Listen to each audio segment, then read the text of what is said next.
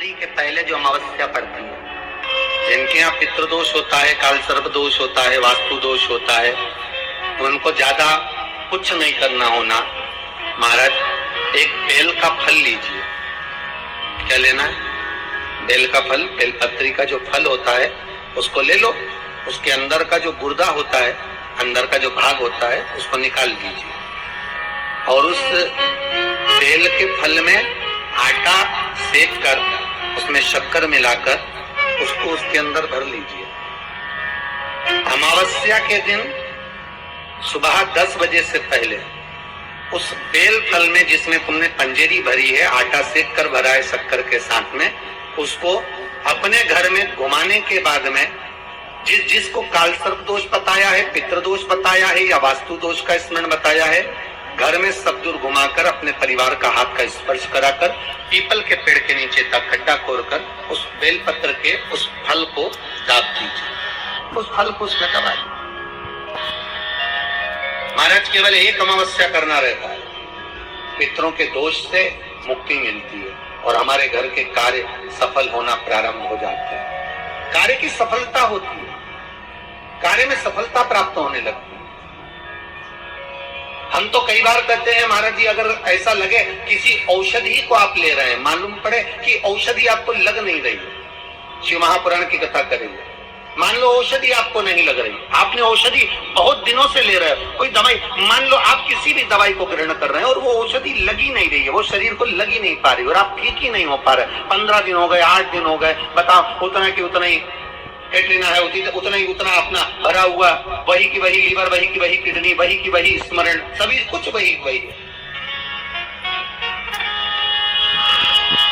उतने की उतना ही। बीपी भी ऊंचा नीचा चल रहा है पर लेवल में नहीं आ रहा, शुगर भी लेवल में नहीं आ रही, तो प्रयास करा करो महाराज, बेलपत्री के फल का जो गुर्दा है, अंदर का जो भाग है फल का, उसको पानी में गला लीजिए और प्रदोष की प्रदोष, कम से कम प्रदोष नहीं हो और बीमारी जरा दवाई लगी नहीं रही हो तो बिना प्रदोष के भी कर सकते हो, उसको पानी में गलाइए। आधा घंटा पानी में, जैसे आपको सुबह मंदिर जाना है 10 बजे, तो सुबह स्नान कर कर कम से कम 6:30-7 बजे उसको पानी में गला दीजिए और उस बेले के फल का गुर्दा से गला हुआ पानी शिव जी को ले जाकर समर्पित कर दीजिए। महाराज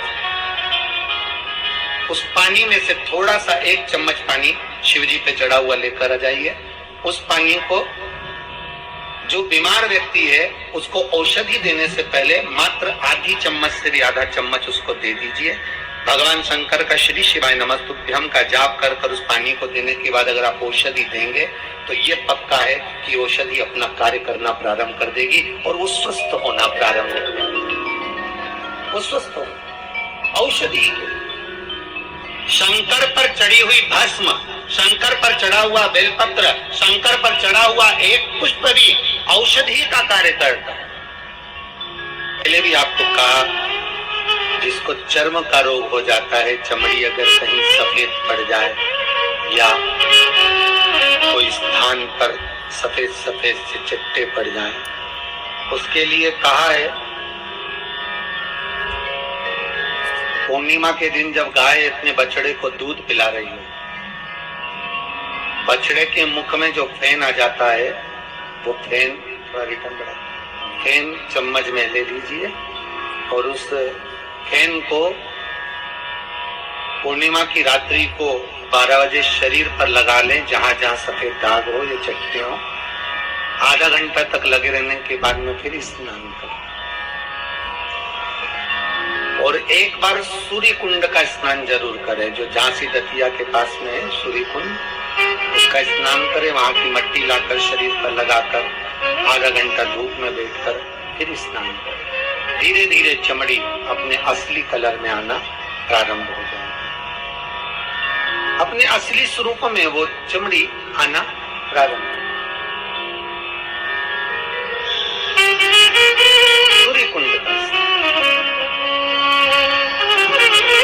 शिव महापुराण की कथा कर रही है कि 100 वर्ष की आयु में 50 साल तो तुम्हारे सोने में निकल जाते हैं।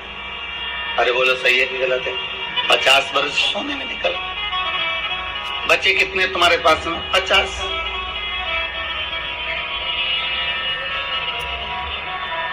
और उसमें भी 25 साल तो तुम्हें ये सोचने में निकल जाते हैं कि फिर कमाना कैसे है, आगे कैसे बढ़ना है, नौकरी व्यापार कैसे करना है, विद्याध्ययन कैसे करना है, विद्याध्ययन कैसे करना है, कैसे अपन को आगे बढ़ना है। कितने साल निकल गए?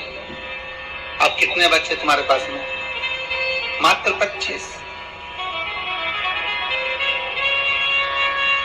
और 25 वर्ष में भी तुमको ये व्यवस्था करने में लग जाते हो कि बहन के घर जाना है, बच्चों का ब्याह करना है, शादी करना है, थोड़ा सा पैसा कमा कर एकत्रित करना है।